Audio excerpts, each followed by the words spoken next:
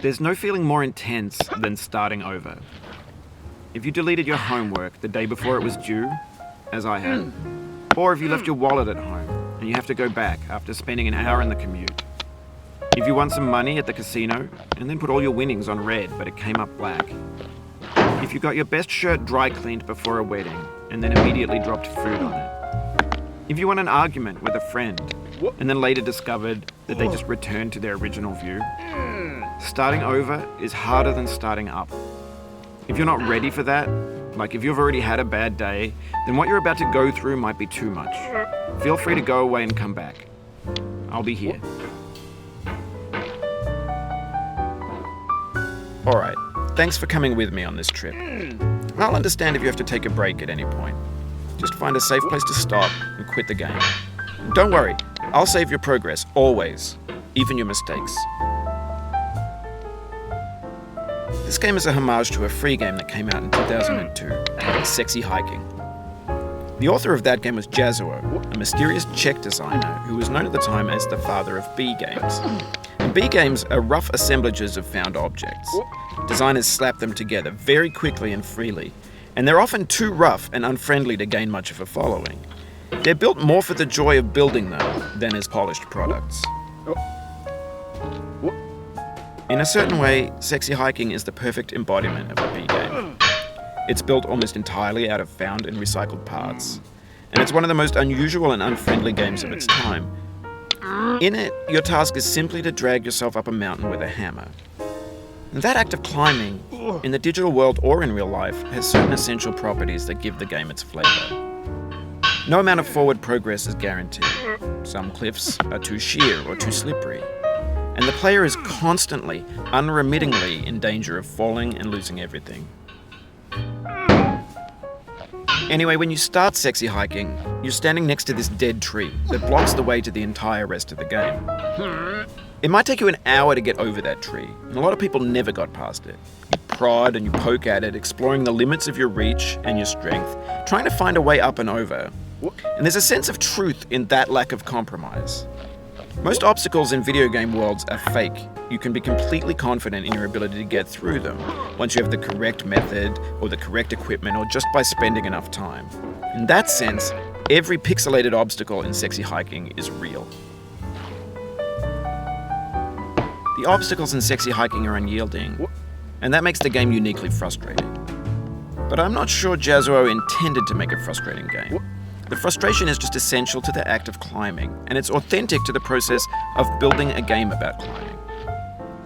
A funny thing happened to me as I was building this mountain. I'd have an idea for a new obstacle, and I'd build it, test it, and it would usually turn out to be unreasonably hard. But I couldn't bring myself to make it easier. It already felt like my inability to get past the new obstacle was my fault as a player rather than as a builder. Imaginary mountains build themselves from our efforts to climb them, and it's our repeated attempts to reach the summit that turns those mountains into something real. When you're building a video game world, you're building with ideas, and that can be like working with quickset cement. You mold your ideas into a certain shape that can be played with, and in the process of playing with them, they begin to harden and set until they're immutable, like rock. And at that point, you can't change the world. Not without breaking it into pieces and starting fresh with new ideas. For years now, people have been predicting that games would soon be made out of prefabricated objects, bought in a store and assembled into a world. And for the most part, that hasn't happened, because the objects in the stores are trash. I don't mean they look bad or that they're badly made, although a lot of them are. I mean they're trash in the way that food becomes trash as soon as you put it in the sink. Things are made to be consumed and used in a certain context, and once the moment is gone, they transform into garbage. In the context of technology, those moments pass by in seconds. Over time, we've poured more and more refuse into this vast digital landfill that we call the internet. It now vastly outnumbers and outweighs the things that are fresh and untainted and unused. When everything around us is cultural trash, trash becomes the new medium, the lingua franca of the digital age. And you can build culture out of trash.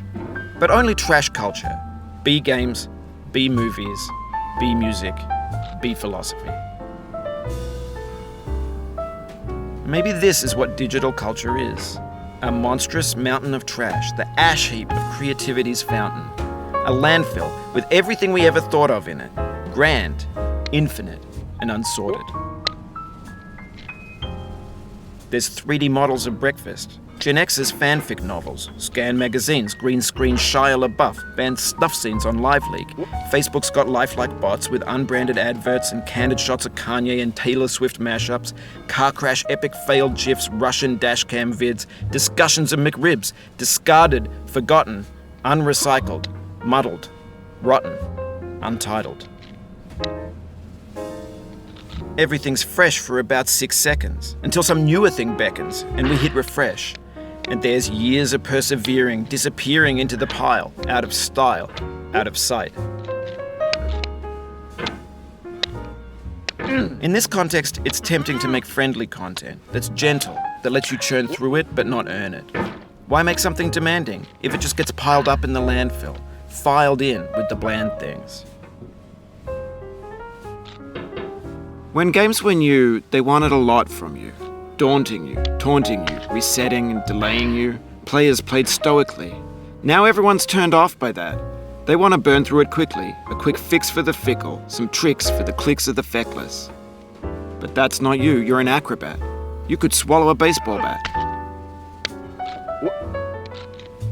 Now I know, most likely you're watching this on YouTube or Twitch, while some dude with 10 million views does it for you, like a baby bird being fed chewed up food. That's culture too. But on the off chance that you're playing this, what I'm saying is, trash is disposable, but maybe it doesn't have to be approachable. What's the feeling like? Are you stressed? I guess you don't hate it if you got this far, feeling frustrated. It's underrated. An orange is sweet, juicy fruit locked inside a bitter peel. That's not how I feel about a challenge. I only want the bitterness. It's coffee. It's grapefruit. It's licorice. It feels like we're closer now. Composer and climber, designer and user. You could have refused, but you didn't. There was something in you that was hidden, that chose to continue. It means a lot to me that you've come this far, endured this much. Every wisecrack, every insensitivity, every setback you've forgiven me is a kingly gift that you've given me.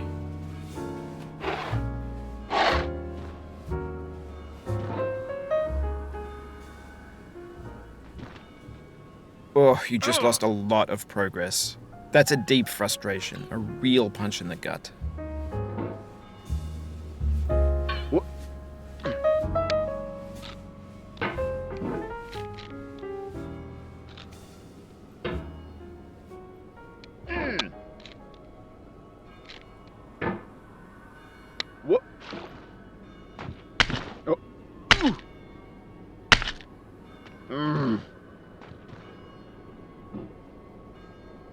No.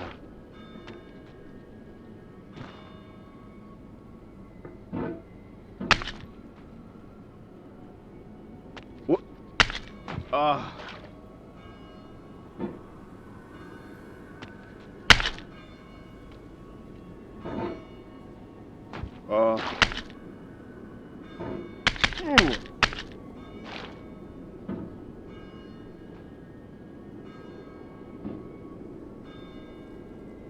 We have the same taste, you and I.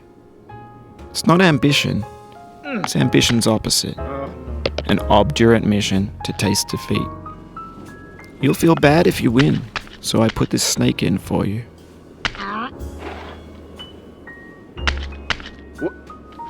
Have you thought about who you are in this?